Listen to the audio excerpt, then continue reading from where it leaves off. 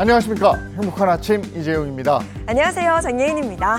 야, 지난 주말 우박이 떨어지는 그런 변화무쌍한 날씨 이겨내고 오늘 새로운 한 주가 시작됐습니다. 오늘 4월 14일 월요일이고요. 오늘이 또 블랙데이, 네. 짜장면 먹는 날. 네. 연인이 없는 사람들이 모여서 외로움을 달래면서 짜장면을 먹는 그런 날이에요. 네, 맞습니다. 요즘은 무슨 데이, 데이가 참 많습니다. 오늘만큼은요, 블랙데이도 좋지만 굳은 날씨 속에 내가 스스로 행복을 찾아가는 해피데이, 행복데이 만들어 보시면 어떨까 싶습니다. 자, 월요일에 행복한 아침, 행복하게 지금 시작합니다.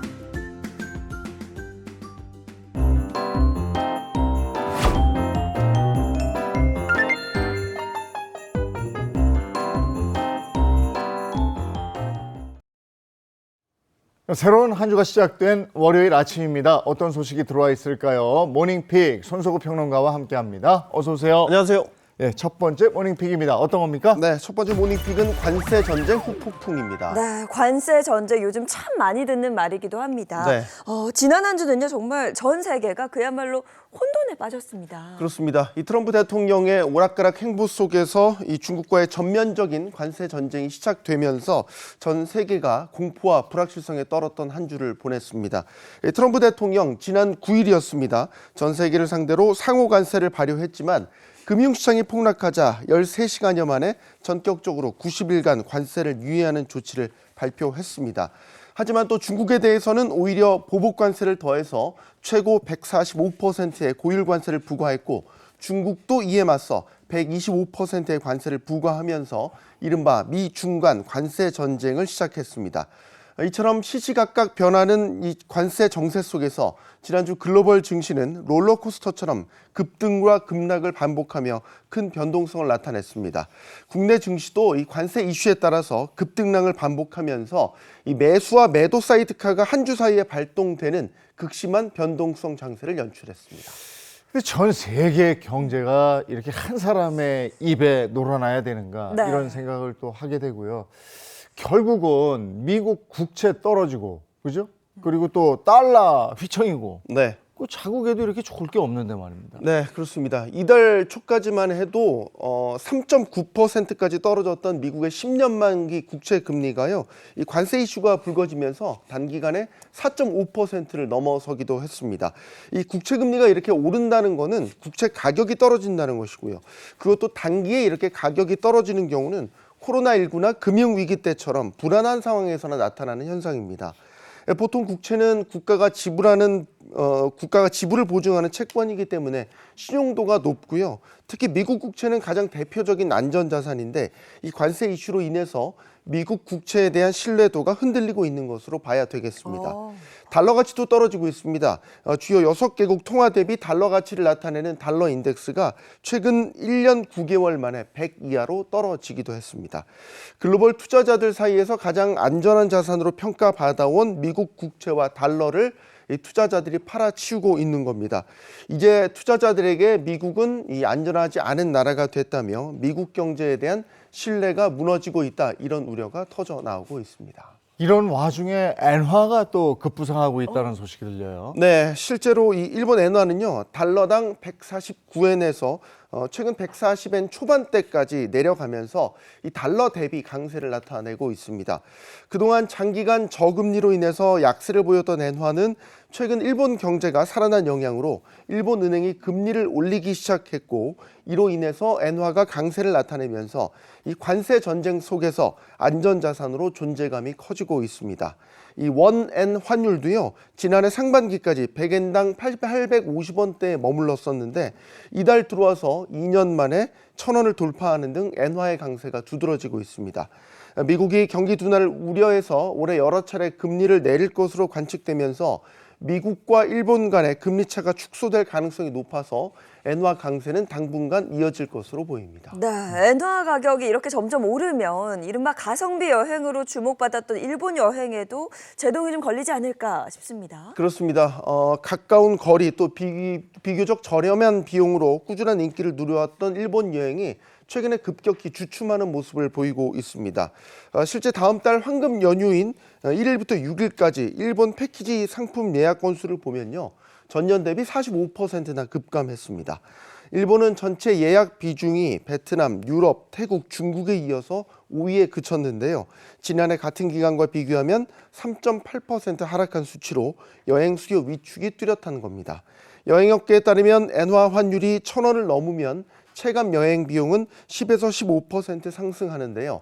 저렴한 식사 비용, 쇼핑, 교통비로 매력을 누렸던 일본 여행의 이 가성비는 더 이상 기대하기 어려운 상황이 됐습니다.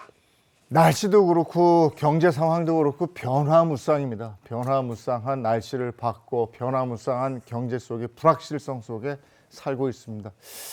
어제 한 말 다르고 오늘 한 말 다르고 어디에 장단을 맞춰야 되는지요. 우리가 이 난제를 잘 극복해 나가야 될 텐데 우리 역량을 좀 바짝 키워야 되겠습니다. 자, 다음 모닝픽은요. 네, 두 번째 모닝픽은 여기저기 싱크홀입니다. 네, 싱크홀 이야기 들릴 때마다 정말 두렵습니다. 지난 3월에도 대형 싱크홀이 발생하면서 인명 피해가 있었는데요. 그 이후로도 싱크홀 관련해서 이야기가 계속 나오고 있습니다. 네, 안타깝게도 계속해서 사고가 발생하고 있는데요. 일명 이 싱크홀이라 불리는 이 땅꺼짐 현상은요. 지난달 24일 서울 강동구에서 발생한 이후에 서울 곳곳에서 발생하고 있습니다. 실제로 지난 11일에는 광명에서 또 지난 13일에는 부산과 서울에서도 이 도로 붕괴와 싱크홀 사고가 발생했습니다. 현재 가장 피해가 큰 광명 사고부터 한번 짚어볼까요? 네, 먼저 광명에서 발생한 사고의 경우에는 지난 11일 오후 3시 13분경이었습니다.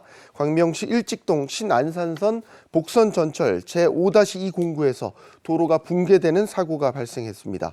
앞서 지난 10일 밤에 지하터널 내부의 가운데 기둥에서 균열이 발생한다는 붕괴 우려가 전해지고 나서 당시엔 근무자들이 피했었는데요. 다음날 점검을 위해서 작업자 16명이 투입됐을 때 터널이 무너지게 된 겁니다. 14명은 대피를 했지만 2명의 실종자가 생겼죠. 다행히 지난 12일 새벽에 실종자 1명은 구조됐는데 실종자 1명이 여전히 남아있는 시점에서 추가 붕괴 위험으로 수색이 중단됐었습니다. 하지만 나머지 실종자 1명을 구조하기 위해서 수색이 재개됐고요.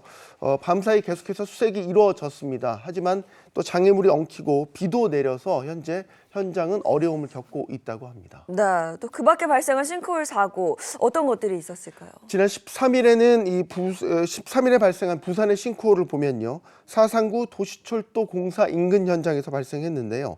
가로 5m, 세로 3m, 깊이 4.5m 크기의 대형 싱크홀이었습니다. 이 사상 하단선 공사 현장에서 발생한 싱크홀은 이번이 처음이 아니었습니다.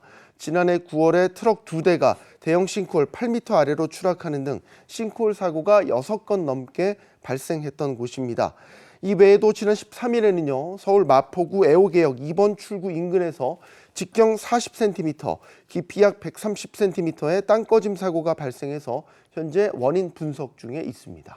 싱크홀 사고가 이렇게 자꾸 나니까 불안불안한데 여기에 대한 대책은 뭐가 있습니까? 싱크홀 사고가 빈번해지고 있는 만큼 서울시에서는 이 GPR이라는 지표 투과 레이더로 탐사에 나선다고 밝혔습니다.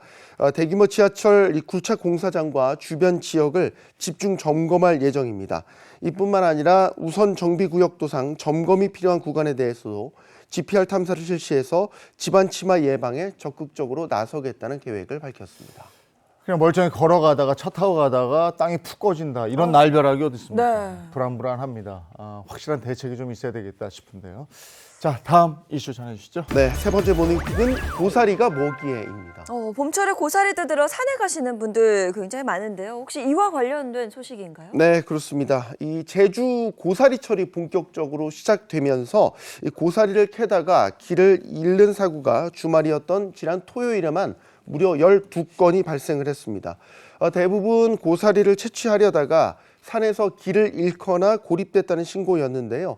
신고를 받고 출동한 119 구조대가 모두 발견해서 무사히 집으로 돌아갔습니다. 산담을 뜯으러 산에 갔다가 이렇게 집중해서 막 가다 보면 일행하고 멀어지고 길을 잃고 이러는 건데 글쎄 어떻게 사고가 일어났는지 좀 구체적으로 들어볼까요? 네, 그제 오전이었습니다. 제주도 서귀포시 표선면 가사리에 있는 이 따개비 오름 인근에서 천식 환자인 66세 여성이 함께 고사리를 채취하러 온 일행이 안 보인다며 신고를 했는데요.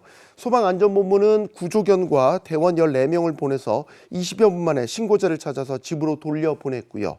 또 고사리를 캐다가 뱀에 물리는 사고도 있었습니다. 그제 오후 제주시 노영동 월산정수장 인근 풀숲에서 고사리를 캐던 50대 남성이 뱀에 물렸다는 신고가 접수가 됐습니다. 신고를 받고 출동한 119는 응급처치를 실시하고 인근 병원으로 이송을 했는데 다행히 생명에는 지장이 없는 것으로 파악됐습니다. 봄철에 특히 산에서 이런 사고가 좀 발생하곤 하는데요. 어떻게 예방할 수 있을지 주의 방법 좀 알려주세요. 네, 소방당국은 고사리를 채취할 때는 반드시 일행과 함께 다닐 것을 당부했고요. 또 밝은색 옷차림을 착용하고 GPS를 켜둔 배터리가 충분한 휴대전화, 또 불어서 소리를 낼 수 있는 신호용 도구 같은 자신의 위치를 알릴 수 있는 도구를 챙겨 나가는 게 중요하다고 강조했습니다. 봄철에는 다 아시겠지만 기온 차이가 너무 많이 나잖아요. 그 낮에 이렇게 고사리 캐다가 어둑어둑해지면요 저체온증 걸릴 수 있어요. 진짜 조심하셔야 됩니다.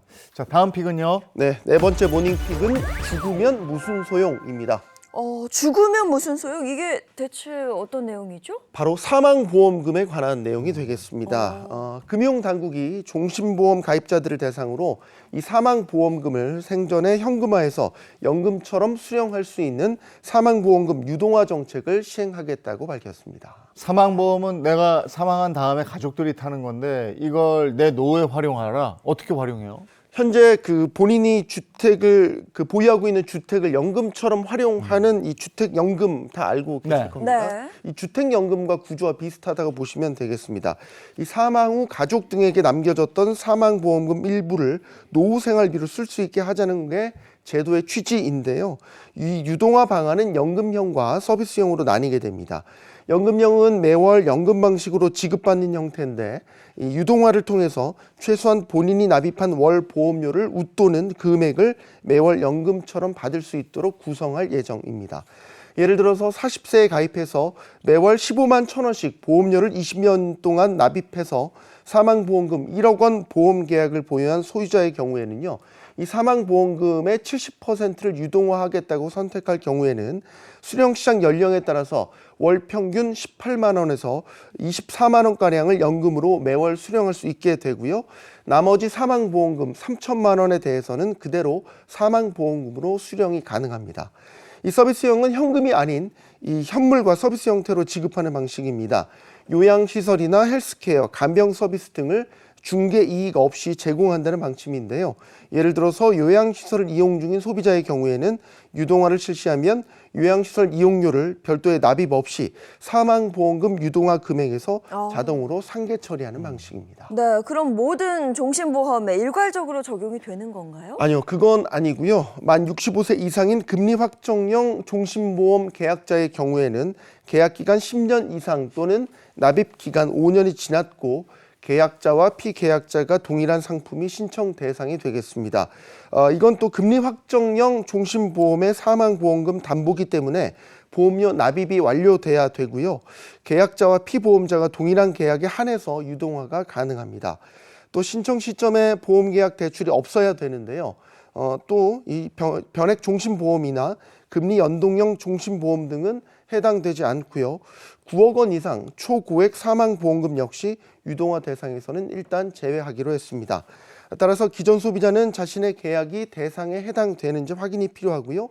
신규 가입자의 경우에는 상품 설계 단계에서 유동화 가능 여부를 고려해서 선택하는 것이 중요하겠습니다.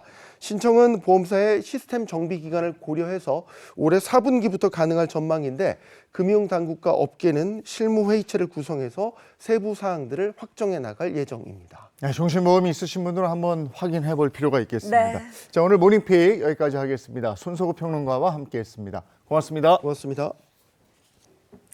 네, 이어서 오늘 날씨 알아보도록 하겠습니다. 지난 주말에는 정말 4월에 이래도 되나 싶은 변화무쌍한 날씨였는데요. 오늘은 어떨까요? 문나는 기상캐스터 나와주세요. 네, 주말 동안 벚꽃과 눈이 함께하며 이례적인 4월 날씨를 보였는데요.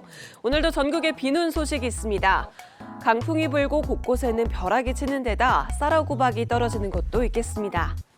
어제 중국 북서쪽에서 황사가 발원해 일부 남서부 지역은 농도가 일시적으로 높아집니다. 오늘 비에 섞여서 황사비가 내리는 곳도 있겠습니다. 여전히 바람도 강하게 불어옵니다. 특히 오후부터는 서해안과 영남 해안에 순간 풍속 초속 20에서 25m 이상을 보이며 소형 태풍급 바람이 불겠는데요. 현수막이나 나무에 의한 피해 없도록 주의하시기 바랍니다. 예상되는 비의 양은 남부에 5에서 20mm, 중부에 5에서 10mm 정도로 아주 많지는 않지만 눈으로 바뀌어 내리는 곳이 있겠습니다. 눈으로 내릴 경우에는 강원 산간에 최대 8cm, 그 밖에는 1에서 5cm 정도가 되겠고요. 벼락이 치면서 요란하게 내리거나 쌀하고박이 떨어질 수 있겠습니다. 반짝추위도 계속 이어집니다. 서울이 10도, 대전 11도, 전주 12도로 한낮에도 10도 안팎의 기온을 보이면서 쌀쌀하겠습니다. 이례적인 4월의 비누는 오늘 밤이면 대부분 그치겠고요. 내일까지 쌀쌀하다가 수요일부터 다시 따뜻해집니다. 지금까지 날씨 전해드렸습니다.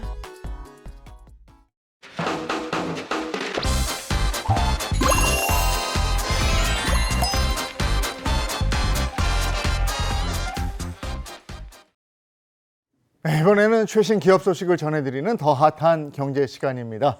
우리 기업들이 더불어 함께 사는 세상을 실천하고 있는데 기부에 앞장서고 있는 기업들 얘기를 준비하셨다고요? 네, 맞습니다. 칭찬받아야 마땅한 기업들이죠. 어떤 기업들이 있는지 제가 한번 소개해드릴게요. 자, 가장 먼저 섬유화학 제조에서 괄목할 만한 성과를 내고 있는 K사 소식입니다. K사는 전 직원이 참여하는 사회봉사단을 창단했는데요. 매년 초 직원들이 직접 학용품과 놀이용품 등을 담아 제작한 물품을 가정 형편이 어려운 아이들에게 전달한다고 합니다. 전선과 전력 설비 분야에서 두각을 나타내고 있는 L사 역시 미래 세대 주역이 될 아이들의 꿈을 후원하고 있습니다. 2007년부터 베트남, 인도, 방글라데시, 캄보디아, 인도네시아 등 5개국 대학생과 임직원 등으로 구성된 1000여 명의 해외 봉사단을 선발해 아이들의 꿈과 희망이 자랄 수 있도록 지원에 아끼지 않고 있습니다. 상생 경영을 통해 지속 가능한 미래를 만들어가는 국내 대기업 S사의 소식입니다. S사는 1999년 이후 매년 사회복지공동모금회에 이웃사랑 성금을 기부하며 지난해까지 누적 기부액 2,400억을 돌파했고요. 자회사 구성원이 2주 동안 다양한 봉사활동에 참여해 11,000시간의 봉사활동을 기록하기도 했습니다. 끝으로 스켈레톤과 아이스하키 등 동계 스포츠 분야의 지원에 아끼지 않는 대기업 L사 소식입니다. L사는 2015년 스켈레톤 국가대표팀, 2016년 여자 아이스하키 국가대표팀 후원을 시작했는데요. 열악한 환경에서도 선수들을 포기하지 않고 이 도전을 계속할 수 있도록 각 종목에 대한 후원을 지속할 예정입니다. 네, 기부에 적극 나서고 있는 우리 기업들 소식 더 핫한 경제 시간에 알아본 거고요. 이번에는 우리 주변에서 일어난 사건 사고를 법의 관점으로 한번 풀어보겠습니다. 그 법이 알고 싶다.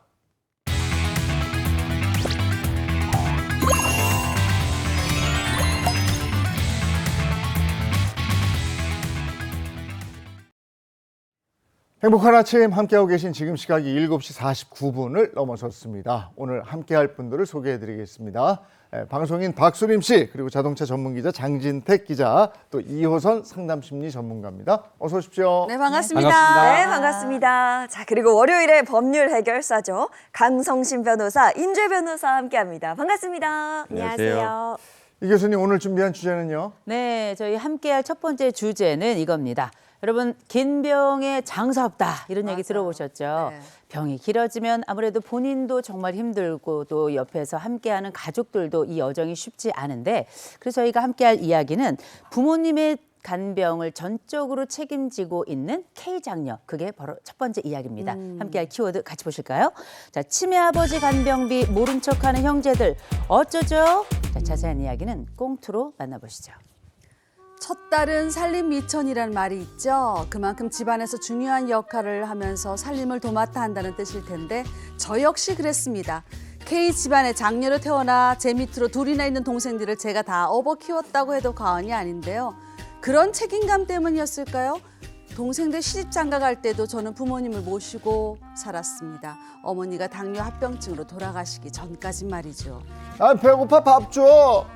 아버지 또 이러신다. 30분 전에 저랑 밥 먹었잖아요. 아 난 그런 거 몰라. 배고파 밥 줘. 왜 밥을 안 줘?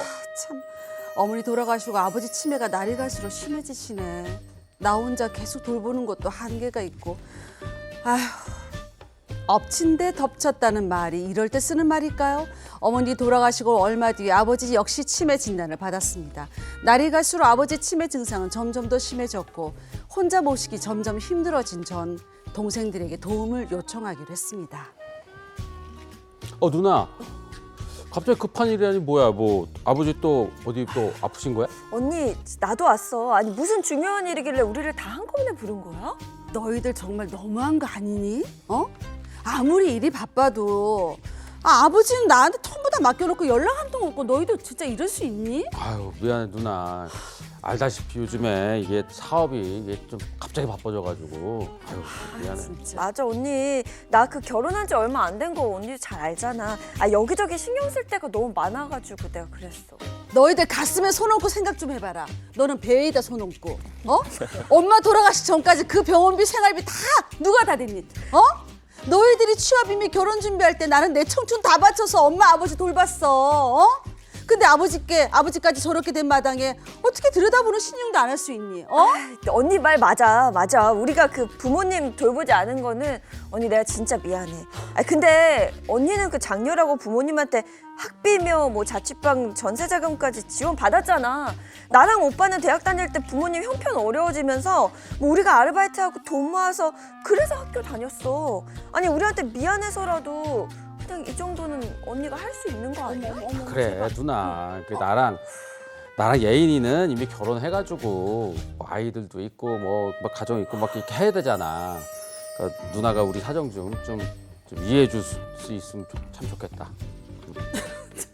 버벅버벅 대지 마. 제대로 얘기 좀 해봐. 어? 아니, 오빠 말을 근데- 제대로 해봐. 아니 너희들 진짜 그렇게 말할 수 있니?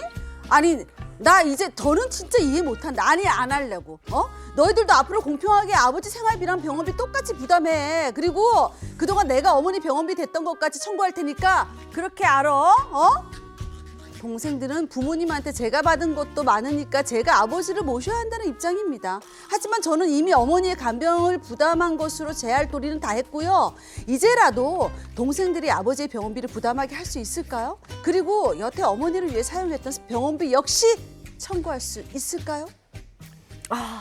고령화 아이고. 사회로 접어들면서 주변에서 이거 흔히 봅니다. 간병 문제로 다투는 집들 많이 있고 많죠. 이런데 예. 일단 자세한 얘기를 한번 좀 들어보죠. 네. 네, 자세한 얘기는 이렇습니다. 4남매 중에 장녀였던 이 A 씨가 결혼이 늦어지면서 부모님을 모시게 됐고요. 이 홀로 부모님의 생계까지 다 책임을 지고 있었어요. 그런데 어머니께서 당뇨를 앓고 계셨는데 이 당뇨가 좀 심해지면서 결국은 3년 전에는 신장 투석까지 시작하게 됐습니다. 근데 결국은 상황이 악화되면서 어머니는 당뇨 부작용 또 그 합병증으로 돌아가시고 말게 돼요. 근데 문제는 뭐냐면 어머니 돌아가시고 나서 얼마 후에 아버지까지 치매 진단을 받게 됩니다. A 씨는 그동안 어머니의 병원비로 들어간 돈만 해도 수천만 원이 넘고요. 또 앞으로 아버지의 간병비 역시 이 담당하기엔 너무나 많은 비용이 있기 때문에 이제라도 내 동생들에게 아버지의 병원비를 좀 나누어서 또 부담을 좀 했으면 좋겠다. 또 여태 어머니를 위해서 내가 사용했던 병원비 역시 내가 청구할 수 있을지 궁금해하는 상황입니다. 이게 어르신들 간병 안 해본 집에서는 이해를 못 할 거예요. 네. 근데 해본 집은요, 이게 간병인 비용이라든지 또 그럼요. 요양원에 가시기 전에 요양병원이라는 것도 굉장히 비싸기 때문에 네. 이 비용 자체가 큰 부담이 그렇죠. 되거든요. 만만치 않죠. 이 치매 환자가 내년이면요 100만 명을 넘어선다고 합니다. 뭐 대부분이 사실 자녀가 이제 뭐 간병이나 돌봄을 하는 경우도 많거든요. 네. 그렇죠. 맞습니다. 정말 안타까운 상황이죠. 보건복지부의 조사에 따르면요. 치매 환자 4명 가운데 3명 정도는 그러니까 결국 자녀, 가족들이 돌봄을 맡고 있다는 그런 조사가 나오고 있습니다. 간병이 쉽지 않은 일이죠. 신체적으로도 특히 아픈 사람을 돌보는 것이 이 돌보는 사람, 간병인의 정신적으로도 굉장히 극심한 스트레스를 주고 있다. 이런 통계도 자료적으로도 확인이 되고 있는데요. 절반 정도는 이미 간병으로 내가 이렇게 하는 것이 부담스럽다. 맞아요. 이렇게 느끼고 있다라는 그런 조사가 있습니다. 간병비 얘기도 해주셨잖아요. 경제적인 부담도 상당합니다. 이 1인당 연간에 이 치매 환자에 대해서 드는 이 간병비가 2천만 원이 넘는다고 해요. 아유. 금전적으로도 사실 굉장히 큰 부담을 주고 있어서 개인이 감당하기엔 정말 쉽지 않다. 네. 이렇게 보입니다. 보통 우리가 40대에 가장 소득이 많고 50대 후반, 이제 60대로 가면서 소득이 확 줄게 되는 거잖아요. 근데 요즘에 이제 어르신들 건강들 하시다가 내 나이가 그때쯤 됐을 때 어르신들이 많이 또 편찮으세요. 맞아요. 그러니까 내 병원비에 어르신들 병원비에 간병비까지 부담하려니까 정말들 힘들어 하는데 네. 그래도 부모님들의 병원비는 자녀들이 책임을 좀 져야 되는 거잖아요. 일단은 우리가 부양 의무라고 하면은 좀 1차적 부양 의무랑 2차적 부양 의무로 나눠서 볼 수가 네. 있는데요. 1차적 부양 의무가 우리가 이제 흔히 생각하는 부모가 자식을 이제 부양하는 경우, 그리고 부부 간에 부양을 하는 경우가 있고, 그 2차적 부양 의무가 이 사건과 같은 경우예요. 그 성년이 된 자녀들이 이제 부모를 부양해야 되는 의무를 얘기를 하는데, 아니 나는 다 자랐는데 이제 뭐 내가 반드시 우리 부모님을 부양을 해야만 법적 의무가 있습니까? 뭐 도리적 의무는 모르겠지만 네네네. 그렇게 여쭤보실 수 있는데 2차적 부양 의무는 있습니다. 다만 이제 2차적 부양 의무가 1차적 부양 의무와 차이점을 우리가 좀 보자면, 1차적 부양 의무는 이런 거예요. 내가 어떻게 살던지 간에 우리 자녀를 무조건 부양을 해야 된다. 무조건죠. 나는 어렵기 때문에 나 먹고 살기 어려워. 우리 자식 못 키워. 이런 건 안 되는 네네네. 거예요. 근데 2차적 부양 의무는 이럴 수 있어요. 만약에 내가 정말로 사정이 어려울 경우에는 뭐 필요 최소한의 한도에서 내가 할 수 있는 여력이 되면 할 수가 있는 거고, 그리고 피부양자, 여기서는 이제 부모님이 되시겠죠. 부모님이 경제적 능력이 아예 없는 경우, 예, 이런 경우에는 이제 2차적 책임으로서 자녀한테도 부모에 대한 부양 의무가 인정이 될 수 있습니다. 네. 근데 사연에서 보면 큰딸이라서 부모한테서 지원을 더 많이 받았다는 그 이유 때문에 큰딸이 간병, 뭐 치료비 다 부담을 해야 된다. 동생들은 지금 그렇게 주장하고 있잖아요. 근데 이게 맞는 건지 더 부담하는 게. 왜 우리 흔히 10손가락 깨물어서 안 아픈 손가락 없다 이렇게 얘기를 하잖아요. 네. 근데 안 아픈 손가락 없지만 조금 더 신경 쓰이는 손가락이 있는 건 맞습니다. 있어요. 조금 더 신경이 네. 쓰이는 건데, 실제로 소송까지 가는 그런 사례들을 보자면요. 자녀가 똑같이 있어도 한 자녀는 예를 들어서 악기를 전공한 겁니다. 악기를 전공하려면 아무래도 금전적으로 좀 지원이 더 들어간다. 제 얘기인가요? 제이시죠. 너무 찔리는데. 네. 그런 바이올린? 이야기들 네. 하잖아요. 그런데 또 어떤 경우에는 공부만 해서 자기는 펜값밖에 안 들었다. 또 이런 자녀가 있을 수 있습니다. 네. 또 누구는 장학금 받고 누구는 장학금 못 받을 수 있어요. 이럴 때 나중에 부모를 부양함에 있어서 학업에 있어서 돈이 더 많이 든 자녀가 그런 부양료를 더 내야 되는 것이냐? 그건 아닙니다. 이렇게 무자르듯 자를 수 없는 것이 사실 부모 자식 관계잖아요. 네. 이런 경우에 사실 현재 내가 부모를 부양함에 있어서 어느 정도 이 부양료를 내야 되는지는 현재를 좀 더 기준으로 한다고 볼 수 있어요. 내 지금의 재산 상황이라던가 내가 지금 어느 정도 경제적으로 여유가 있는지, 이런 부분들이 더 가만히 되지, 과거에 내가 부모로부터 얼마나 더 지원을 받았느냐가 기준으로 된다고 보기는 어렵거든요. 네. 과거에 많은 지원을 받았지만 현재 경제 상황이 매우 어렵다면은 사실상 많은 돈을 낼 수 없을 거예요. 이런 부분들이 좀 가만히 된다, 이렇게 볼 수 있을 것 같고, 그래서 우리 사연으로 돌아온다고 해서 이제 큰딸이라 더 많은 지원을 받았다고 반드시 더 많이 부담해야 된다, 이건 아니다, 이렇게 정리할 수 있습니다.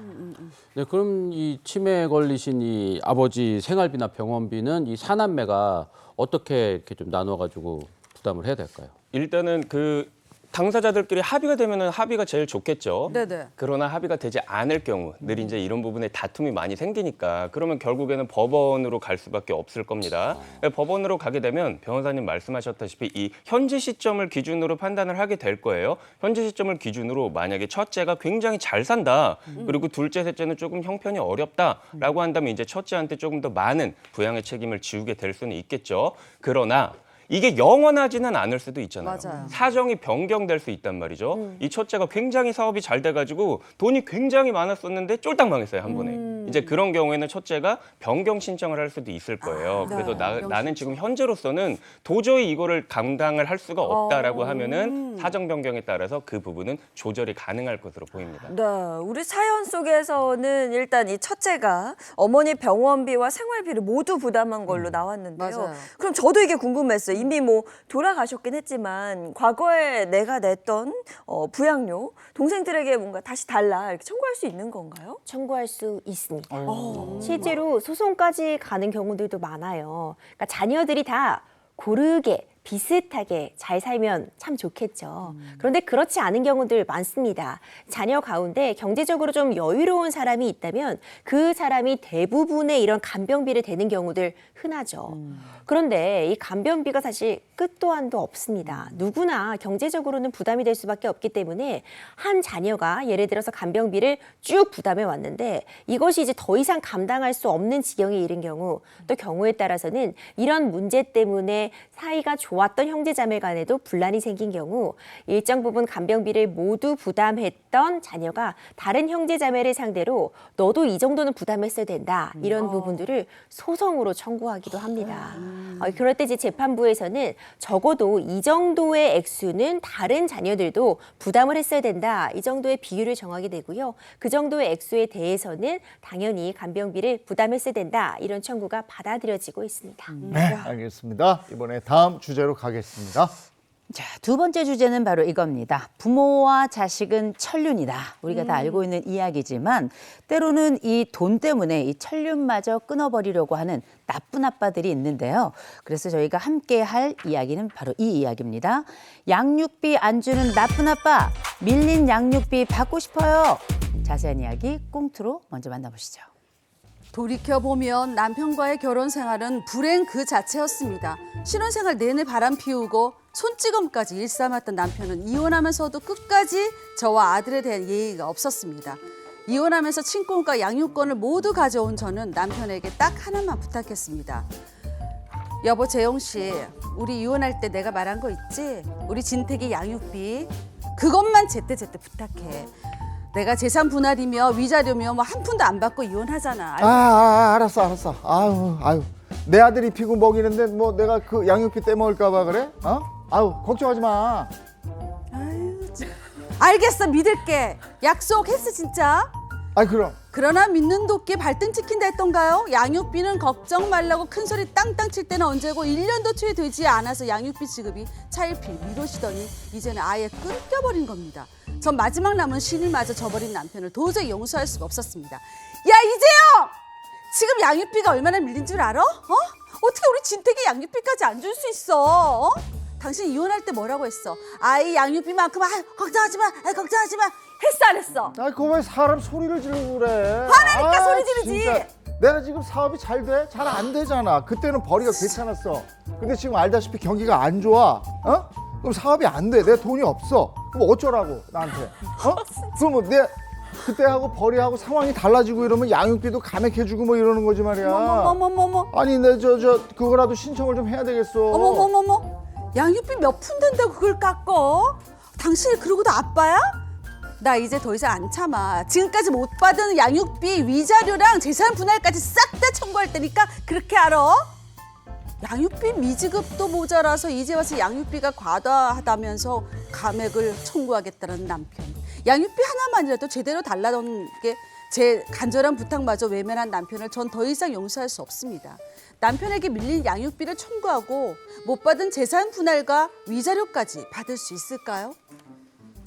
그래도 받아라고 그러지. 나쁜 아빠들 얘기는 뭐 어제 오늘 일이 아닌데. 나쁘다. 아이고 이 사연도 좀 정확히 좀 들어봐야 되겠네. 네, 사연은 이렇습니다. 이 A 씨는 이혼한 후에 6년째 홀로 아이를 키우고 있는데요.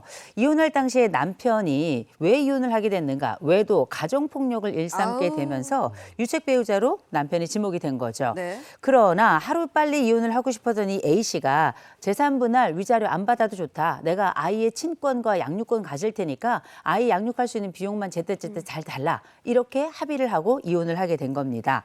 그런 전 남편이 A A 씨에게 매달 양육비로 80만 원을 주기로 하고 한 1년 정도는 그래도 따박따박 잘 냈는데 그다음에 한 뭐 2달에 한 번, 3달에 한 번씩 양육비가 빠지기 시작하는 겁니다. 그러더니 어느새는 한 달에 한 번씩 주었던 양육비를 2년째 아예 주지 않고 있는 거예요. 그래서 참다 못한 이 A 씨가 양육비를 달라고 말을 했더니 이 전 남편이 이런 얘기를 합니다. 내가 지금 경제 사정이 너무 어렵다. 그래서 오히려 80만 원이 너무 과도한 것 같으니까 양육비 감액 신청을 하겠다. 이렇게 통보를 해온 겁니다. A 씨는 이제라도 밀린 양육비 받고 또 이혼할 때 받지 못했던 재산 분할 그리고 위자료까지 받을 수 있을지 궁금하다는 사연입니다. 본인 잘못으로 이혼했는데 거기에다 양육비까지 이렇게 지급하지 않는다. 정말 화나는 일인데 실제 상담하면서 이런 사례 많이 보시죠? 안타깝지만 정말 많습니다. 이 양육비는요, 내가 다 쓰고 남은 돈을 보내는 게 아니라 내가 가장 먼저 보내야 될 돈이에요. 그럼요. 그러니까 이혼으로 부부의 연은 끈이 났다고 해도 자녀를 기준으로 봤을 때 아버지, 어머니의 역할은 계속해서 유지된다고 볼 수 있거든요. 그럼에도 이렇게 제대로 양육비가 지급되지 못하는 사례가 정말 많습니다. 2021년 통계, 저도 이걸 보고 깜짝 놀랐는데 네. 한부모 가정을 기준으로 했을 때 그러니까 한 번도 양육비를 지급받지 못했다. 그러니까 좀 주다가 안 주는 게 아니라 네, 한 번도 받지 못했다는 비율이 70%예요. 와, 너무했다.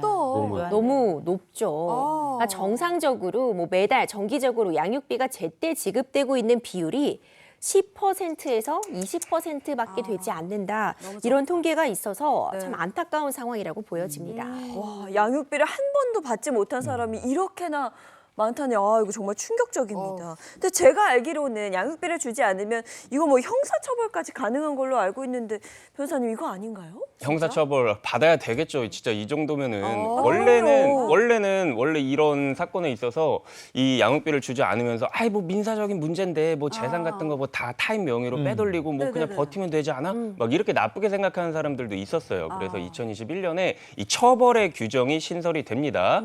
진짜 처음에는 이제 경고를 할 수 있어요. 법원 측면에서 당신 감치야. 감치가 뭐냐면 정신 좀 차려라. 그러면서 막 이런 어디 그 경찰서 유치장 같은 데다가 일시적으로 구금시켜놓고 이제 그런 것들이 있거든요. 그럼에도 불구하고 끝까지 안 주는 경우가 있단 말이에요. 그러면은 이런 경우에는 실질적으로 여기 사연에서는 어머니가 이 고소를 하실 수가 있어요. 형사 고소를.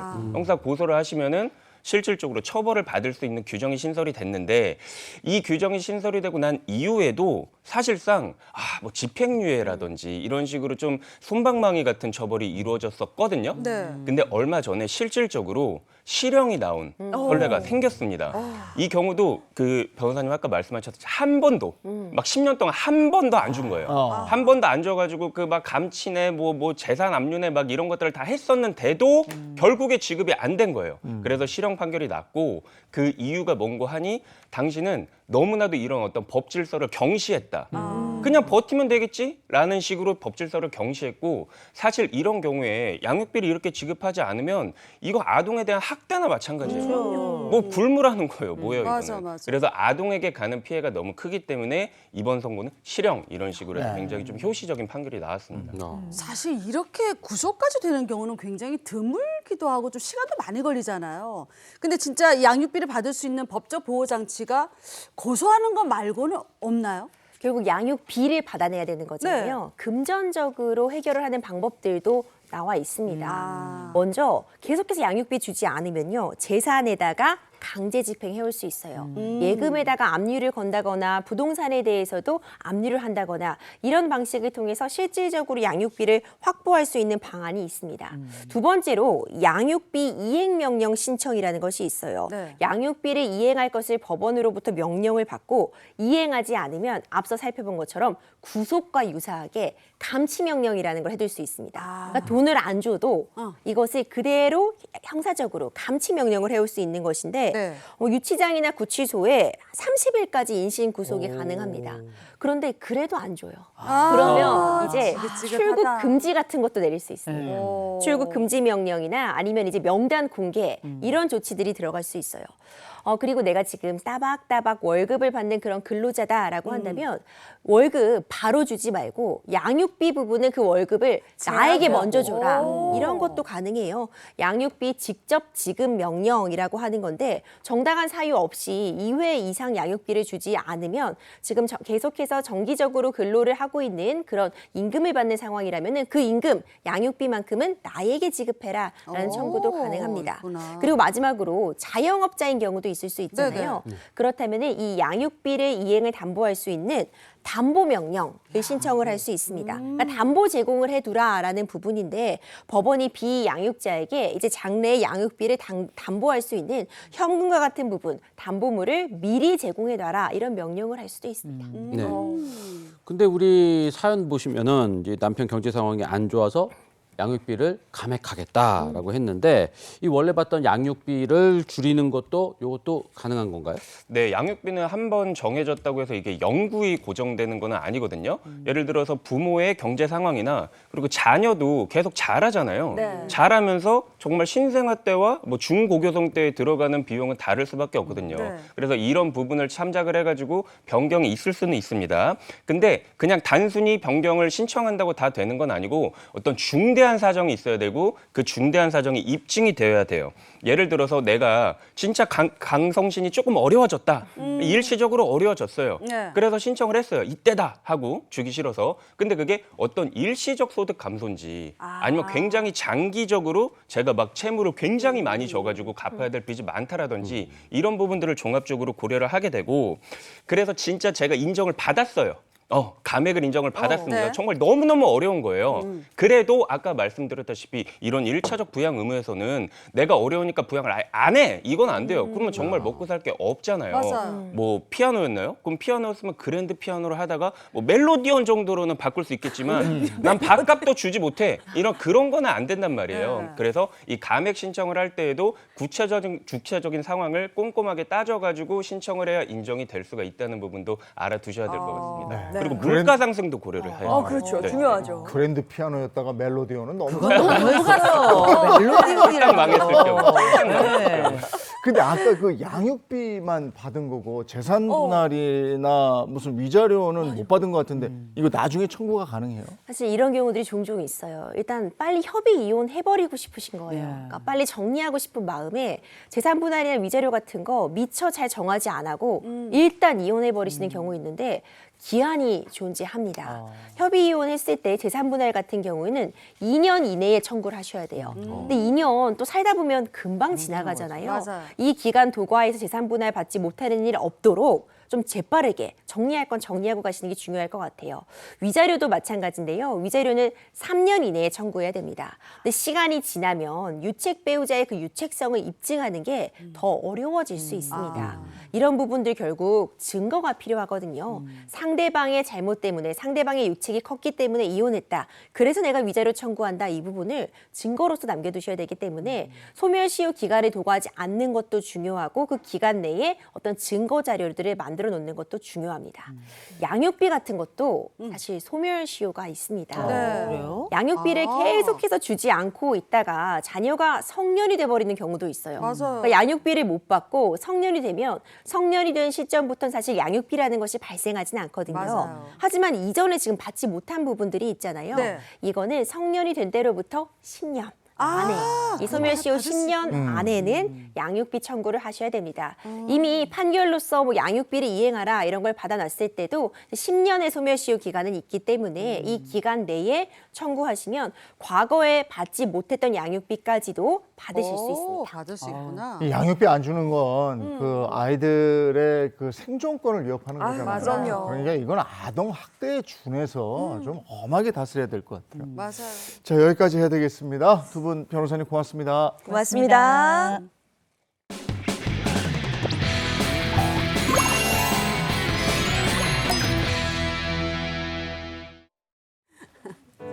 자, 이번엔 라떼는 마리아 시간이죠. 이번 주제입니다.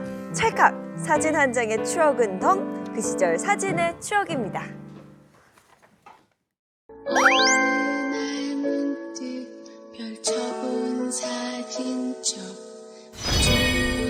오래전 흑백 사진 속에서 지금의 나와 똑같은 표정 지은 우리 엄마를 보았네. 사진 한 장 한 장 꺼내보면 정말 그때 그 시절로 돌아가는 듯한 그런 기분이 드는 추억 여행을 할 수 있습니다. 맞아요. 잊고 살았던 어린 시절의 추억들 지금 다 좀 생생하게 기억을 하고 계신지도 궁금한데 잊지 못할 사진 혹은 잊지 못할 추억 뭐가 있을까요? 궁금합니다. 다 있죠. 근데 예전에는 사진하면 정말 뭐 특별한 날, 항상 첫 뭐 입학, 첫 졸업, 뭐 첫 어디 갔을 때, 뭐 돌잔치, 뭐 이런 100일, 그다음에 뭐 회갑 이런 거. 요때 이런 특별한 날에 많이 찍었던 것 같아요. 그러니까 이게 사진이라는 게 기억을 붙잡고 감정을 막 이렇게 보존하면서 시간을 멈추는 그런 행위? 이렇게 생각하면 될 것 같아요. 네. 저는 요즘 이제 너무 흔하게 찍지만. 그렇죠. 인생은 다 모자이크라고 생각을 하는데요. 이 모자이크는 내가 기억하는 모자이크도 있지만 사실 내 기억 모자이크의 대부분은 또 다른 사람이 가지고 있잖아요. 그렇죠. 그 모자이크가 합쳐져야 내 인생이라는 게 어느 정도로 완성이 된다라고 보는데 거기 굉장히 중요한 매개 중에 하나가 뭐냐면 사진인 것 같아요. 그래요. 우리가 감각이라고 하는 게 다 지나가고 잊혀지고 사그라드는 건데 이 물리적으로 남아있는 이 사진을 보면서 아 그때 그랬지. 그리고 다른 사람 사진을 봐도 그때 내 시절의 사진하고 딱 오버랩이 되면서 나에 대한 기억도 같이 딱 솟아 올라오는 그런 네. 경험들 있으시잖아요. 어쩌면 정말 사진이야말로 세대와 세대를 연결하고 또 감정과 감정을 연결하고 기억과 기억을 이어주는 굉장히 중요한 매체가 맞아요. 아닌가 싶어요.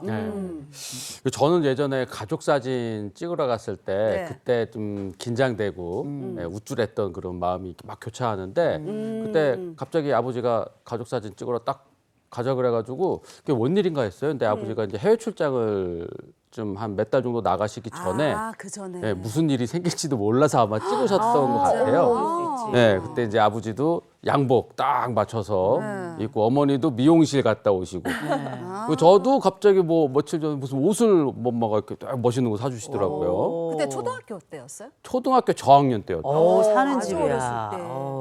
저 어렸을 때는 사진기 자체가 굉장히 귀했어요. 맞아요. 이했죠. 누가 사진기 빌려달라 그러면 아. 저희 아버지가 야 마누라하고 사진기는 임마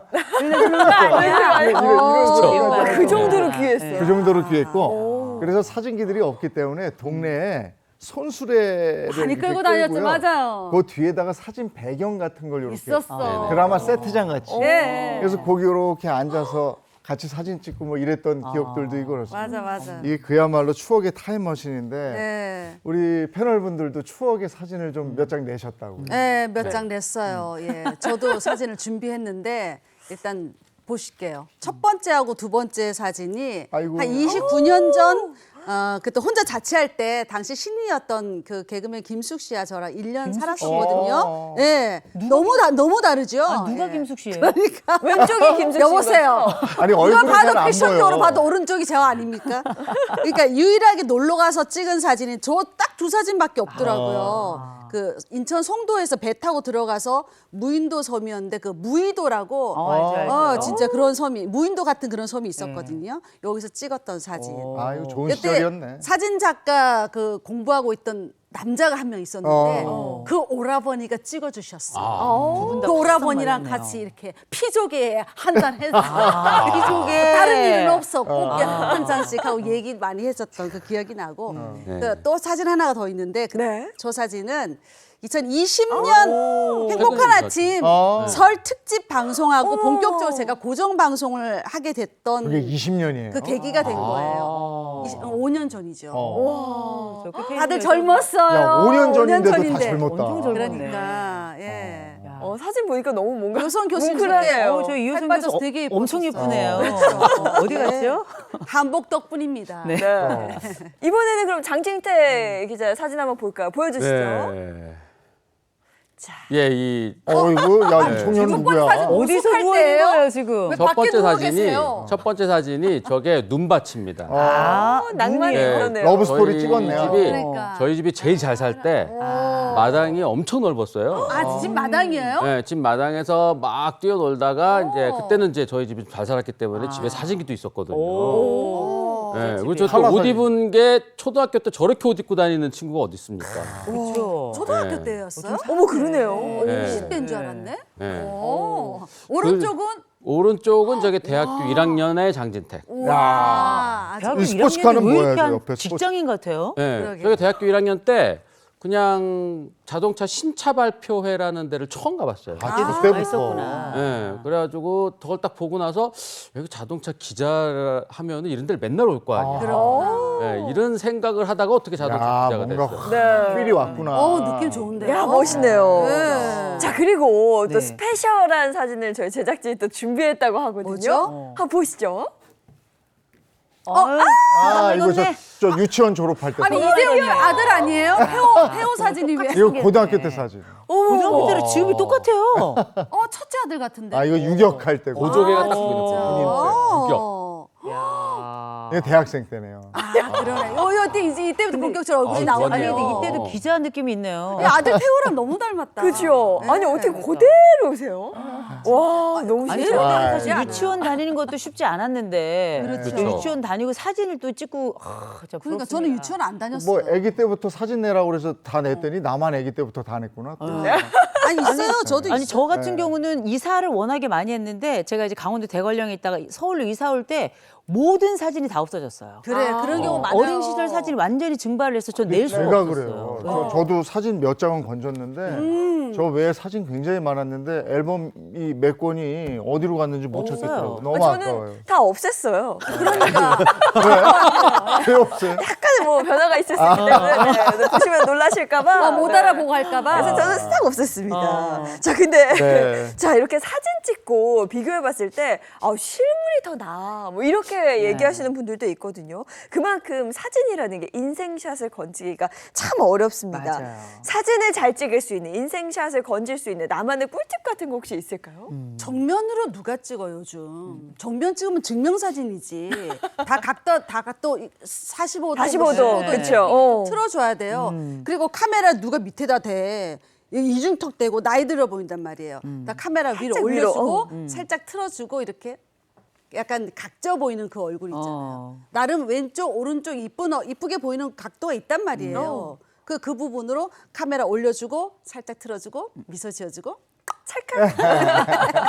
이게 이쁘게 나오죠. 사람마다 네. 자기의 오른쪽보다 왼쪽이 더 예쁘고 마음에 든다고 얘기를 해요. 그래서 주로 이제 저도 사진을 찍을 때 약간 왼쪽으로 틀고 몸도 잠깐 튼 다음에 제일 중요한 건 서 있는 상태에서 찍을 때는 그러니까 왼쪽 다리를 앞으로 살짝 내밀어야 돼요. 내밀면 다리가 엄청 보이죠. 길어 길어 보여요. 보여요. 맞아, 맞아. 엄청 길고 굉장히 날씬해 보이기 때문에 네. 저의 모든 사진은 다 비틀려 있습니다. 그 기본이죠. 비틀지죠. 네. 자 그리고 이게 딱 사진 찍을 때 이 시선 처리라든가 이 눈이 너무 어색하신 분들이 되게 많아요. 맞아요. 네, 이런 분들은 좀 시선 분산을 하기 위해서 그냥 안경을 좀 쓰신다던가 아니면은 선글라스. 선글라스 쓰면 또 멋있게 나오잖아요. 그렇죠. 네, 그래서 이런 거 눈에다 이렇게 쓰는 거 요거를 좀 활용하시면은 자연스러운 사진을 좀 근데 지금 저희가 방송을 통해서 나가고 있지만 이건 네. 어떻게 보면 활동 사진이잖아요. 네. 네. 근데 이건 자연스러운데 저희도 이렇게 스틸 사진 찍을 때 보면 딱 경직돼요. 맞아요. 근데 요즘 젊은 세대들 보면 너무 자연스럽게 포즈도 굉장히 여러 가지. 잘하죠. 예, 아주 뭐 잘 나와요. 일단 기본적으로 손가락으로 그리는 작은 하트, 이런 하트 이런 거 있잖아요. 이런 것도 있고 또 옆 사람과 반반씩 나누는 이거 반쪽짜리 하트 이런 거 있어요. 옆에 같이 하트 하나 완성해주고. 예쁘다. 그 다음에 볼에다가 붙이는 그런 하트 요즘 또 유행이더라고요. 네. 저희 때는 오로지 V였는데 요즘 MZ들은 체리 피스라고 그래서 저렇게 요거. 머리 위로 체리 꼭지처럼 손가락 올려서 찍는 것도 있고요. 이게 체리 피스. 손가락을 뒤집어서 V하는 일명 got a piece, got 이러면서 이정재 씨가 저렇게 하고 있잖아요. 네. V를 거꾸로 이렇게 하는 거, got a piece 이런 것도 그때 유행이고. 그래가지고 이제 뭐 다양하게 해요. 우리가 사진 찍을 때 보면 지금이야 우리 뭐 전 국민이 다 연예인이잖아요. 나만의 멋있게 사진 그렇죠. 찍고 뭐 각종 뭐 SNS 하면서 뭐 앞으로 뒤로 좌우로 해가지고 표정 찍고 하는데 아이돌 같은 경우는 이 표정 관리나 이런 게 굉장히 중요하잖아요. 네. 그래가지고 뭐 SNS에 뭐 선풍적인 그 인기를 끌고 있는 여러 이 장면이 있는데 그 중에 거울샷이라고 아세요? 아유, 많이 거울. 찍어요. 우리 딸 알죠. 엄청 그렇죠. 찍더라고요. 마치 거울을 딱 향해서 찍으면서 그렇지. 나를 마치 액자 속에 또 다른 액자가 있는 것 같은 요런 사진을 찍는데 저도 한번 해봤는데 전자 안 예쁘게 나오더라고요. 네. 이 거울 셀카는 이 거울에 비춰지는 자신의 모습을 이렇게 사진으로 이렇게 찍는 건데 이게 이제 이 휴대폰의 이 카메라 렌즈가 앞에 없을 시절부터도 이게 유행을 했기 시작을 했어요. 그래서 이 앞에 있는 렌즈는 아무래도 좀 화질이 좀 떨어지고 뒤에 있는 렌즈가 또 화질이 더 좋기 때문에 이 그냥 셀카를 이렇게 찍는 것보다는 거울 셀카 찍으면은 훨씬 더 좋은 화질 그리고 막 심도 있는 이 사진까지도 얻을 수가 있어서 예, 좀 더 이렇게 좀 전문적으로 찍으시는 분들은 거울 셀카 많이 찍고 있어요. 맞아요. 근데 앞서 저희가 뭐 여러 사진들 봤지만 요즘은 포즈도 다양하고 표정도 굉장히 살아있는데 맞아. 예전에 찍은 사진들 생각해보면 일단 딱딱하게 굳어있고요. 맞아요. 웃는 것도 이제 사진 찍어주는 사진 기사님이 그렇지. 웃으세요 해야지 웃어요. 맞아요, 그렇지. 맞아요. 그 전까지는 이 얼굴이 풀리질 경직돼 않습니다. 있잖아. 네. 70년대까지만 해도 사진관 가서 가족 사진 찍는 개념이 잘 없었어요. 없었죠. 그러니까 가족들이 다 모이는 게 쉽지 않으니까 명절이나 회가 뭐 칠수 뭐 이런 잔칫날 집에 와서 찍어달라고 하는 게 진짜 보통이었거든요. 근데 지금은 이동이 너무 자유로우니까 무슨 날 모인 김에 뭐 사진을 찍지 않잖아요. 그죠? 그래서 뭐가 또 달라진 게 뭐냐면 평균 촬영 인원이 역시 예전에는 한번 모였다 하면 대가족이니까 그렇죠. 10명을 일단 기본으로 가는 거예요. 다 그렇죠. 모이면 30명, 40명도 되잖아요. 맞아요. 근데 지금은 다 모아봤자 뭐 10명도 채 안 되니까 세상이 너무 단촐해졌어요. 네. 네. 저희도 가족 사진을 찍었는데 저희 가족 사진을 어떻게 찍었냐면 위에 흰 티셔츠 입고 온 가족이 아래 청바지 입고 그렇지, 그렇게 보니까 딴 집도 그렇게 다 찍었더라고요. 네. 온 집일마다 다 똑같은 포즈 또 거의 똑같은 옷을 입고 찍었는데 지금이야 사실은 뭐 여러 가지로 다채롭게 찍는 집들이 많이 있잖아요. 네. 근데 옛날에 사진 찍을 때 그러면 복장이 거의 정해져 있었습니다. 아버지 양복, 어머니 한복. 그렇지. 그리고 조금 성장한 딸은 양장.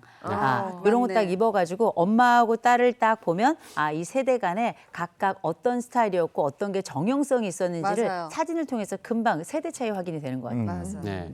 왜 지금이야 우리 뭐 스마트폰으로 사진을 그냥 하루에도 몇 장씩 막 찍어대잖아요. 수백 장 찍죠. 네, 막 찍고서는 네. 이제 집에 가서 몇 개 지우고 뭐 이렇게 했는데 네. 예전에는 이거 없었잖아요. 다 필름.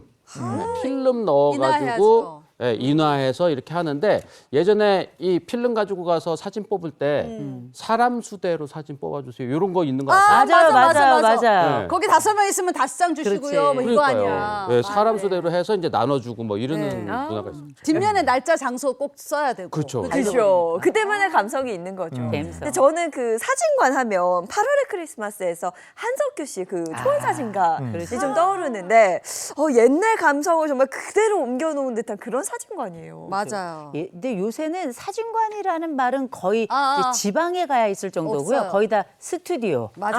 맞아. 우리가 스튜디오인지 수오티오인지 막 이게 막 헷갈리고 막 그러셨는데. 스튜어디스인지. 네, 그렇죠. 이렇게 사진 옛날에는 무조건 다 사진관이었어요. 네. 그래서 아까 잠깐 말씀하셨지만 군산에 가면 그 초원 사진관이 아직도 있어요. 네. 그래서 명소가 돼서 저도 그 앞에 가서 사진을 찍은 게 있었는데 아무리 여기다. 찍어도 제가 시문화가 되진 않더라고요. 네. 근데 저렇게 장면만 봐도 굉장히 추억이 돋죠. 맞아요. 정말 이때 사진기, 선풍기 뭐 이런 소품들 그대로 다 남아 있는데 그 모든 장면 속에 저는 없습니다. 네. 또 없어요. 그리고 사진 하면 저는 사실 딱 떠오르는 게 웨딩 사진이거든요. 저는 잘 웃고 뭐 방송을 하니까 사진 찍히는 것도 익숙한데 웨딩 사진 찍다가 한 4시간, 5시간 넘어가니까 이 입꼬리에서 덜덜덜덜 막 경련이 그걸 뭐 이렇게 오래 찍어? 저는 짧게 찍은 편이에요. 한 4시간 반 정도는 거기서도 왜 이렇게 짧게 찍냐고 하더라고요. 예전에는 웨딩 사진 이런 거 없었잖아요. 결혼식장에서 없었지. 그냥 찍은 게 단데 요즘은 막 이렇게 옷도 다 바꿔서 입고 테마별로 뭔가 분위기도 바꿔야 되고 표정 바꿔야 되고 뭔가 연출을 계속 해야 되잖아요. 진짜 너무 힘들어요. 얼굴 경련이 일어나요. 맞아요. 근데 결혼식장에서도 그 포토 테이블이라고 그래서 웨딩 사진을 하객들한테 보여주기 위해서 이게 전시해 두잖아요. 맞아요. 그러니까 결혼식 하기 전에도 식전 영상 해가지고 웨딩 촬영했던 것들 이렇게 영상 띄우는 그런 것도 네. 있잖아요. 그렇더라고요. 근데 요즘 진짜 결혼식 할 때 웨딩 사진 필요한 곳이 한두 군데 아니라서 일명 스드메라고 그러잖아요. 스튜디오, 드레스, 메이크업까지 이렇게 패키지로 묶어서 많이들 하고 있죠.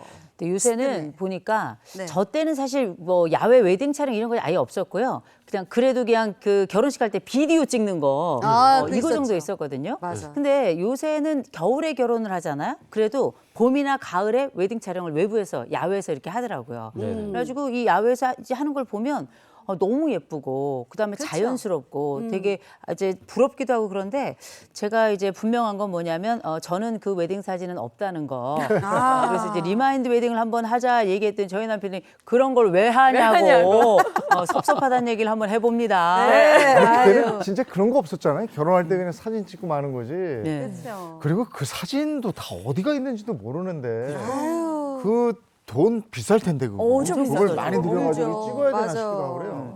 아니 근데 뭐 우선은 이제 우리 이재용님께서 하나는 알고 또 둘은 모르셔서 또 그리고 20세기 결혼해서 21세기 결혼을 그래, 모르셔서 맞아, 그럴 수도 모르네. 있어요.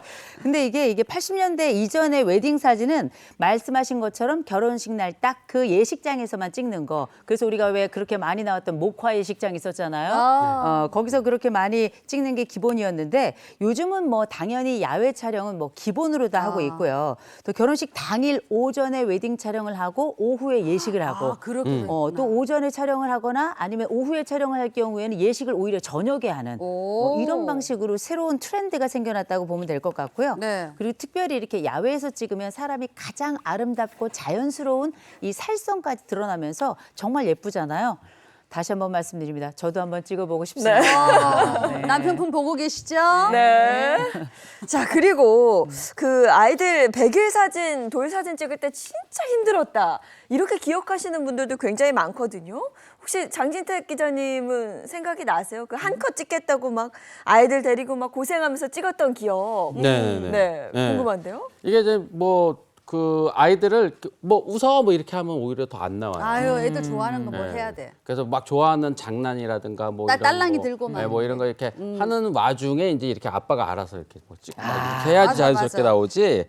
예, 또 사진밖에 남는 게 없기 때문에 사진을 좀 많이 뒀어야 됐다는 후회가 지금도 많이 되죠. 동영상 같은 거 많이 찍어도 아니, 그래서 요새는 보니까 무슨 패키지가 되게 많아요. 패키지가 많아서 애들도 물론 뭐 100일 사진, 돌 사진 패키지 다 있지만 요새는 보니까 임신이 딱 됐다 얘기에 나오면 만삭 사진. 그때부터 만삭 사진에 이르기까지 개월별로 쫙 찍더라고요. 깜짝 놀랐어요. 그리고 요새는 이렇게 배를 이렇게 열어서 배를 보이는 사진을 찍더구만요. 맞아요. 옛날에는 깜짝 놀랄 일인데 네. 근데 요새 그 사진 보니까 또 이쁘더라고요. 이쁘고 제가 또 사실 개인적으로 느끼는 건 옛날엔 사진기가 동네에 사진관이 하나 있을까 말까였어요. 네. 저는 이제 제가 강원도 대관령 사람이라 사실 그 사진관이 아예 없었습니다. 네. 없어서 찍을 수도 없어서 그런데 서울에 와서 보니까 서울 애들은 돌 사진이 있더라고요.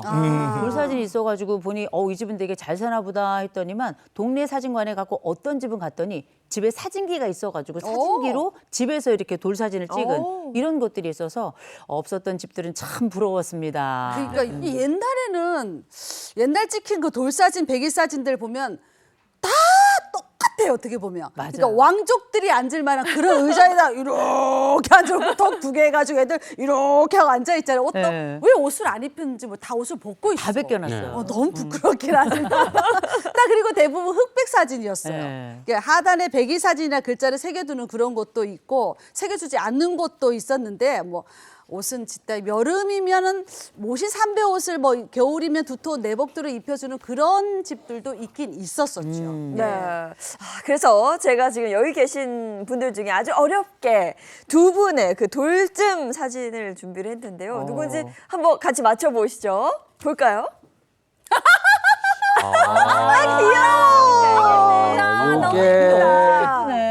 이게 박수림 씨구나. 이목구비 보면은 약간 이호성 교수님 그것도 좀 나오기도 하고. 땡그란 눈이. 아우, 그리고 저는 저 얼굴보다 훨씬 괜찮았습니다. 남자가 아니죠. 남자요? 그래도 여보세요. 네. 이재용님이 말씀하셨잖아요. 박수림 씨네. 그래요? 저는 돌 사진이 없어요. 그러니까 고무대야에 저렇게 앉혀놓고 저게 왕족 의자야. 귀여워. 네. 저도 지금 너무 안 닮은 것 같은데 너무 좀 귀엽죠. 귀엽네요. 너무 귀엽고 네. 너무 예뻐요. 투실투실했었어요. 그러면 이제 다음 사진도 한번 바로 맞춰볼까요? 네. 보여주세요. 아, 왜 청년이 앉아 있어? 아니 뭐야? 저는 잘생겼다. 초등학생인데? 저기 돌사진이죠. 저는 사진이에요? 보자마자 알 그럴 것 리가 같아요. 없어요. 보자마자. 아니 저 정도면 가방 메면 학교 가는데 저기 그러니까. 돌사진일 리가 없어요. 유치원 사진인 것 같은데. 아 이재용님 아들 그 태호의 그 초등학교 입학 전 사진 아니에요? 아니 얼굴은 돌인데 몸이 돌이 아니네. 그러니까 진짜. 우량하였고 돌 네. 조금 지나서 찍은 것 같아요. 다리가 굉장히 긴데요. 정말. 와 진짜. 김진태 기자죠. 네. 아, 이재용 아나운서죠. 그래. 못 찾겠더라고요. 자, 저런 거 보니까 참 재밌네요. 아, 너무 재밌습니다. 네. 자, 이렇게 해서 저희가 옛날 사진까지 한번 쭉 살펴봤는데요. 요즘 저는 또 사진하면 빼놓을 수 없는 게 필름 카메라라는 생각이 들어요. 필카라고. 제가 얼마 전에 여행 갔을 때도 저희 언니가 저 필카를 가져왔더라고요. 뭐 찍는 재미도 있고 뽑았을 때 그 느낌도 좋고요. 아니 저희 딸이 최근에 이 필름 그 옛날에 일회용 카메라 있잖아요. 맞아요. 옛날 우리 졸업식 때 많이 썼던 거. 그거가 사실은 이렇게 한번 이렇게 캬 감으면 탁 소리가 나면서 맞아. 다음번 촬영 그 상태가 장착이 되는 거잖아요. 네. 그리고 이제 뒤에 열면 필름 이렇게 꺼낼 수 있고 이걸 가지고 왔는데 옛날에 그 필름은 다 그런 방식이었잖아요. 일회용도 그렇지만 전체 사진기도 이렇게 끽 넘기면 그게 칵 하면서 다음번 사진을 찍도록 돼 있는데 요 필름이 그때까지만 해도 한 번 찍을 때 전체 필름에 27장에서 30장 정도 네. 이렇게 그쵸, 찍게끔 그쵸. 돼 있었고 요것도 이제 현상을 딱 해보면 어떤 건 더 허옇게 나와요. 왠지 아시죠? 빛이 들어가서. 그리고 뭐 허옇게 찍고 뭐 노랗게 찍고 어떤 건 아예 뭐 현상을 할 수도 없는 상태이고 이런 것들이 많이 있었는데 제가 볼 때 제가 예쁘게 나온 사진은 다 허옇게 됐던 것 같습니다. 아 진짜 맞아. 아, 그 시절의 추억도 다 가지고 계실 텐데. 신중하게 찍잖아요. MZ들은 그렇죠. 그렇지. 요즘 그 MZ들의 필카는 그 레트로 열풍이라 그래서 그렇죠. 많이들 찾고 있는 것 같아요. 필름 카메라가 젊은 세대에 굉장히 큰 인기를 지금 끌고 있는데 2030 세대가 흔히 사용하는 SNS에 보면 해시태그 샵 있잖아요. 샵 필름 카메라, 샵 필름 사진을 검색하면 검색 결과가 260만을 넘어간다고 합니다. 그 정도로 굉장히 많은 사람들이 관심 있어 하는데 폼카와 뭐 디카에 익숙한 청년 세대의 아날로그 감성을 가진 그 필름 카메라가 오히려 낯설게 다가오면서 이색적인 아이템으로 각광받고 있다고 해도 과언이 아닌 거죠. 네. 그 요즘 그 요런 MZ 세대들 일컫는 용어도 네. 생겼어요. 포토프레스 세대라고. 포토프레스. 네, 사진, 포토, 그리고 익스프레스 이야. 이거 합성해가지고 포토프레스. 포토프레스 세대 이렇게 부르는데 네.